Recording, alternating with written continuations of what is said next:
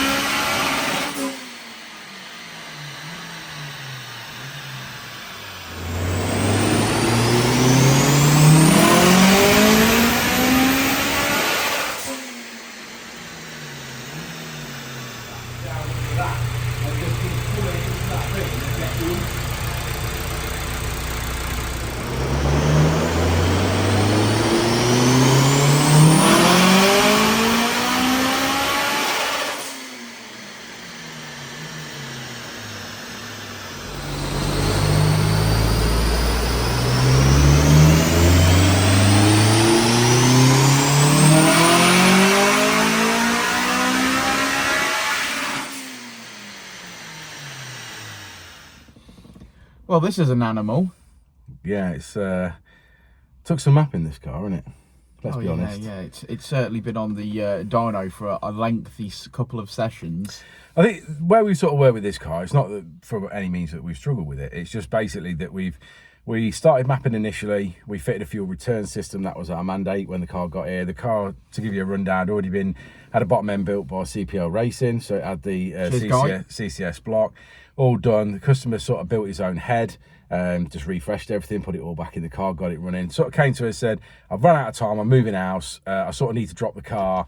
The alternator's, for some reason, is not working. I think basically he'd had everything vapor blasted and they took the casing apart, something had gone wrong inside and it wasn't working. So we said, well, okay, well, we can sling you an alternator on there, it's not a problem, we can sort that out. So we did that, we did the fuel return system on it, and then put it on the dyno and started mapping. Yeah. Now, the sort of mandate for this car, to go into a little bit of an explanation, was 600 brake to 650 brake. Now, I sort of did talk to him originally about it and says, I don't feel that that will necessarily be possible based on the way the car responded previously when we tuned it, because we tuned to 462 before, at 15 PSI, and the fact that the CPL website says that the block guard is rated for 500 brake horsepower. Although there was comments saying that people had made 600 brake horsepower using that sleeve system or mapped to 600 brake horsepower. So that's sort of where I think he got his figure from. So anyway, we said, well, let's see how it goes. Every car on their own merit. We're going to have to tune and start seeing what happens and what pressures we're on and things like that. Yeah, what the efficiency of the turbo is going to allow. Exactly, what the efficiency of the turbo is going to allow. You know, there's lots of varying factors, so let's just get started and we'll see where that takes us. It wasn't being negative, it was just being realistic, for want of a better word. So we started tuning. Went into tuning, got up to around about 18 psi, making good power. You know, around the 500 brake mark, weren't we? Or Certainly just, sounded like a screamer at that point. Yeah, really, really great. But did notice that we were losing a little bit of top end boost, so we were just tailing off at the top end. Pushed on a little bit further, and then we sort of reached the absolute wall where no amount of duty cycle that you were putting in was then increasing the boost. So we knew we'd maxed out the wastegate. And to be honest, we thought that's probably where we'd end up anyway, because it only had half bar spring in it. So to go from half a bar to up to like 22, which we were sort of aiming for, was our initial aim for, we knew that that probably wasn't going to, that wasn't going to cut that. So we changed your wastegate. So we did change the wastegate spring to a 14 psi wastegate spring, which obviously for anyone that does mapping and tuning, it means you've got to start again, because obviously the duties are different. Obviously, Turbo Smart wastegate. Yeah, good quality kit. Good quality kit. So we swapped to a 14 psi spring. Not necessarily to start again on the map, but obviously I had to start again entering all the duties and everything, because he wanted high and low boost. So we were obviously doing that in the duty tables, and we were sorting all that out as well as we were going. So it got pretty hot as well, the dyno cell, hadn't it? Yeah, that particular point, it was like the hottest days of the year, which was last week, weren't it? So I felt that we were pushing on the car and it was really, really hot, and we checked the weather for the following days and it was cooling down. So I said, let's get the wastegate spring on order. It's going to cool down, which is only going to help the car anyway. And then we'll get that wastegate spring and we'll carry on tuning. So exactly what we did. We sort of got back on it this week, started tuning again, entering all the values, getting through that. So we started getting through, and then I did notice it felt like, or it didn't feel like, but we were starting to run out of fuel on 1000cc injectors. Now, what I hadn't done at that particular point is I hadn't added the vacuum to the fuel pressure regulator to ramp with boost pressure. Generally, I like to leave them off, so I know I've got a consistent amount of fuel pressure and I know what that is. But when you're right up there, yeah, when you're right up there, we were on about 80% duty, and I wasn't really starting to get happy with that. And then we're at some areas we were spiking up to around 90, 95. So what I did there is I added the vacuum to the fuel pressure, which then in turn, when you see boost, it increases the fuel pressure, which means obviously you can run a lot less duty on the injectors. So we sort of did that, which then sort of set us back. I use the word set us back, but this is just was a learning curve, as in what we were doing with this particular vehicle, this setup. It's knowing how long these things take. Exactly. That's all it is. Yeah. So anyway, so we changed that, which obviously then changed the map completely. So we sort of basically started again. This is just part of the course, isn't it? Yeah. So we sort of started again. And plenty of time taken. You take the time that is necessary to do the job. Yeah. There was no rush on this car either, was there? He said just basically do it, get on with it, do it when you can, stick it in the mapping slot, get it done. So, and we had 2 weeks worth of work in there. Yeah, we had 2 weeks worth of work in, so it's been difficult. So we're doing around that, but this week's been a little bit easier on the certainly the dyno diary side of it, hasn't it? Because those of you who follow the YouTube channel know we had a bit of a hectic week, didn't we, last week? Yeah, just a bit. Yeah, so we then tuned. I'm really, really happy with the final outcome and how well it came. I think the customers, I'll be honest with you, was a little bit disappointed. We finished on 562 brake horsepower at 22 psi and holding a nice flat 22 psi on high boost. On low boost was 12 psi on 400 brake horsepower. Now we can talk about wheel horsepower and different people's dynos all day long. Yeah, well, this is what I will touch on it briefly, but I'm not going to go into a massive rant about it. The wheel horsepower on this car was over 500. So around about, we had, at points we had 515. Yeah. But where we finished on this car, after just dialing, I think we finished on 493 wheel horsepower is where we actually finished. Yeah. That equated to 562 brake horsepower. Now, I have printed off stuff from the internet, or I've looked at stuff on the internet, and I've seen other people that are local to this area doing cars with less wheel horsepower than that and more brake horsepower, and producing 600 to 620 brake horsepower.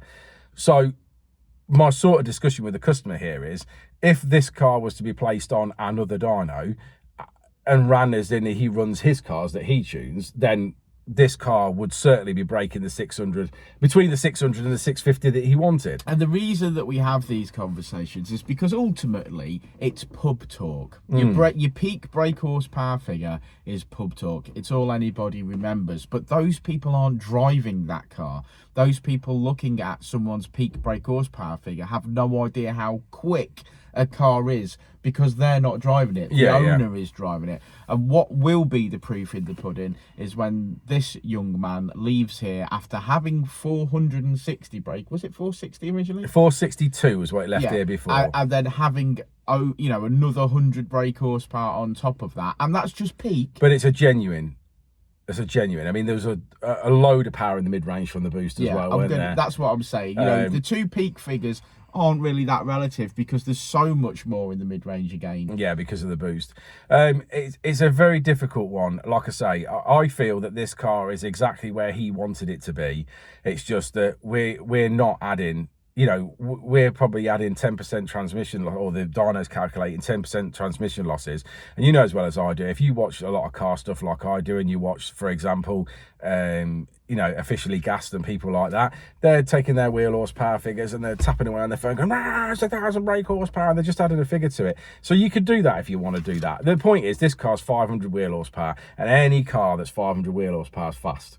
Very fast. This is too quick for me to go out in. It's I've got a weak stomach. To be honest, I'll be honest with you, I've driven a lot of quick cars, and this was scarily fast yesterday. Yeah. And it's the main reason for it is you're trying to put a lot of power through front wheel drive, so there's a front wheels trying to do a lot. I've driven some high powered rear wheel drive cars and they just seem to push and go.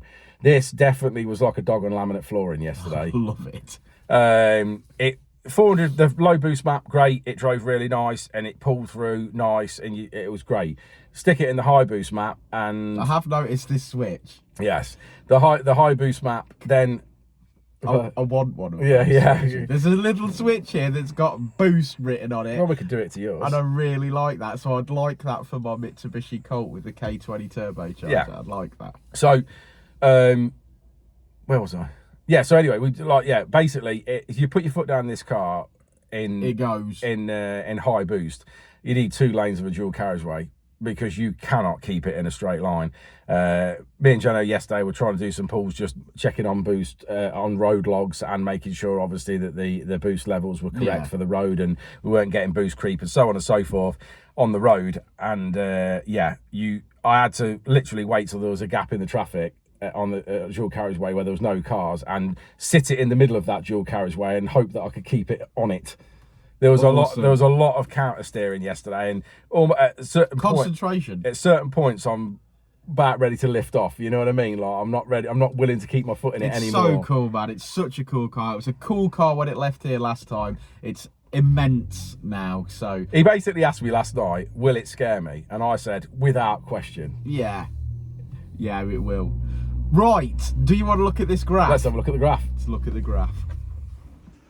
So there's our graphs for Jelly's Turbocharged EP3. We got a low boost setting and a high boost setting on a switch. Absolutely phenomenal. Can't even get my words out that fast. 562 brake horsepower. Absolutely banging. What a car.